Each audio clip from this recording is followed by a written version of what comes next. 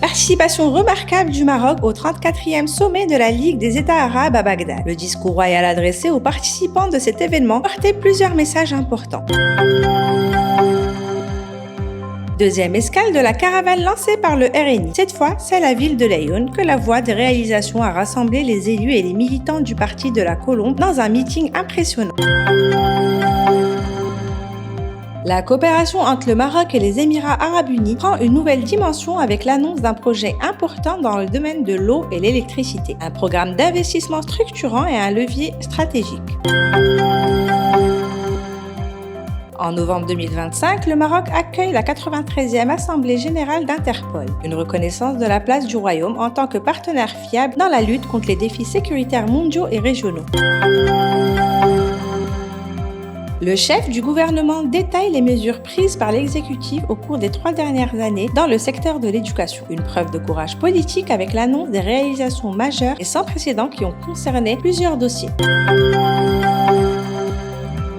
Placée sous le thème de financer la croissance, façonner la transition énergétique, l'édition 2025 de la Global Growth Conference réunit plus de 70 intervenants provenant de 50 pays. Les travaux ont démarré le 20 mai à Rabat. Le plan Maroc vert a dopé la petite agriculture familiale. Des dizaines de milliards ont été injectés dans le cadre de la stratégie nationale en faveur de la petite et moyenne agriculture qui constitue l'épine dorsale de l'économie du monde rural. Lors d'un panel sous le thème Investing in Sport, Scoring Big with New Dynamics and Opportunities, organisé par l'Institut Amadeus, le président de la Fédération royale marocaine de football, Fouzil Rja, a expliqué que le continent ne récupère pas assez de valeur ajoutée créée par son talent. Un plan de plus de 6 milliards de dirhams pour reconstituer le cheptel national. Suite aux orientations royales lors du dernier conseil des ministres, le gouvernement va opérer avec rigueur en confiant l'encadrement des aides selon des critères équitables et objectifs.